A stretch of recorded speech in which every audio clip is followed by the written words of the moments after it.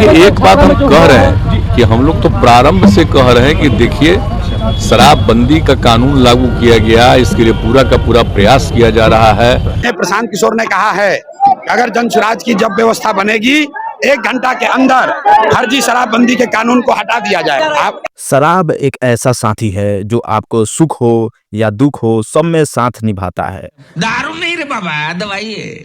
जितना यह अद्भुत है उतना ही इसका इतिहास अद्भुत है और पुराना है। प्राचीन काल से ही शराब हमारे जीवन का हिस्सा रहा है।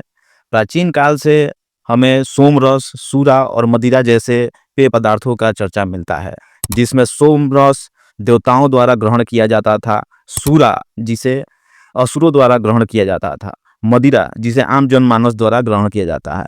इन प्राचीन पेय पदार्थों के स्थान पर वर्तमान में अलग स्वरूप धारण कर लिया है, जिसमें ब्रांडी हो गया, रम हो गया, बियर हो गया, विस्की हो गया, आदि आदि।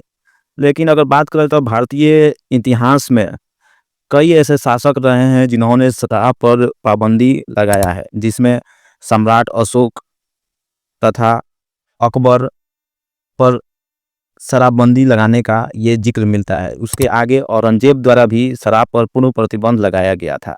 यह सिलसिला आज़ादी के बाद भी छिटपुट तरीके से चलता रहा। सर्वप्रथम मोरारजी देसाई ने बम्बई में मुख्यमंत्री पद पर रहते समय शराबबंदी किया था, जिसे कई राज्यों द्वारा भी अपनाया गया था, लेकिन यह पूर्ण रूप से संभव नहीं हो पाया और आगे चलकर इसे बंद कर दिया गया। तो शराबबंदी में नाकाम राज्य कौन कौन से हैं? 1996 में यहाँ पर बैन हुई थी। आंध्र प्रदेश की अगर मैं बात करूं तो 1994 में शराबबंदी यहाँ पर जो है हुई, लेकिन शराबबंदी हटाई गई 1997 में, क्योंकि वहां वो फेल रही, इसे नहीं सही तरीके से लागू किया जा सका। केरल की मैं बात करूं तो 2015 में बार पर वहां पाबंदी लगाई गई, लेकिन 2017 में इस पाबंदी को हटाना पड़ा था, क्योंकि यह भी सीधे तौर पर फेल रहा। महाराष्ट्र में चंद्रपुर जिले में शराबबंदी 2015 में हुई, लेकिन उसके बाद यहां ये पाबंदी 2021 में हटानी पड़ी, 2015 में जो लागू हुई थी। मेघालय, मिजोरम, नागालैंड और मणिपुर में पाबंदी हटाई गई। ये पूर्वोत्तर के राज्य हैं। अगर वहीं बिहार की बात करें तो बिहार में भी सर्वप्रथम कर्पूरी ठाकुर द्वारा 1977 में शराबबंदी की गई थी, लेकिन आने वाले 2 सालों में 1969 में उन्होंने अपने पद से इस्तीफा दे दिया, जिसके बाद बनी नई सरकार ने शराबबंदी कानून को पूर्ण खत्म कर दिया और फिर से पूर्व काल की तरह चलने वाले शराब को जारी रखा। तब से लेकर 2015 तक शराब बिहार में चलता रहा। फिर 5 अप्रैल 2016 को सीएम नीतीश ने शराबबंदी कानून लागू कर शराब पर पूर्ण प्रतिबंध लगा दिया। 2016 से लेकर 2025 तक 9 साल पूरे हो गए, लेकिन इसको लेकर हमेशा राजनीति होती रही तथा खबर भी बनती रही। आखिर शराबबंदी कितना सफल रहा, आइए जानते हैं।